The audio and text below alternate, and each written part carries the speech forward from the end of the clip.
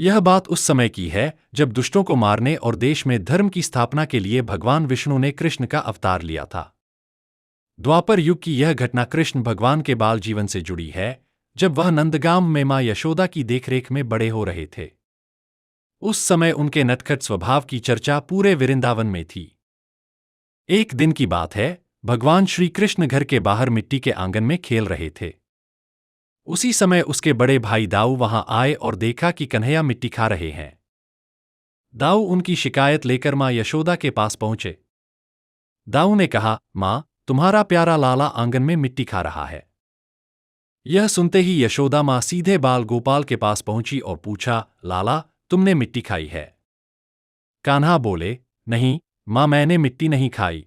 मां यशोदा को कान्हा की बात पर विश्वास नहीं हुआ और कहा, कान्हा, मुंह खोलकर दिखाओ कि तुमने मिट्टी नहीं खाई है। मां यशोदा की बात सुनकर कान्हा ने जैसे ही मुंह खोला, मैया यशोदा चौंक गईं।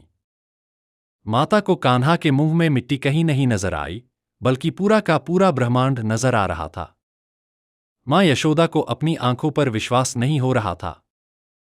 अपने छोटे से कन्हैया के मुंह में उन्हें सारी सृष्टि और जगत के समस्त प्राणी नजर आ रहे थे।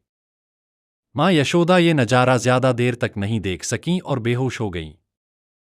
जब मां यशोदा की आंखें खुलीं, तो उनके मन में बाल कृष्ण के लिए प्यार जाग रहा था। उन्होंने श्री कृष्ण को गले से लगा लिया और उनकी आंखें आंसुओं से भर गई। मां यशोदा को यकीन हो गया था कि कान्हा कोई साधारण बालक नहीं है, बल्कि वो स्वयं सृष्टि के स्वामी और परमात्मा के अवतार हैं।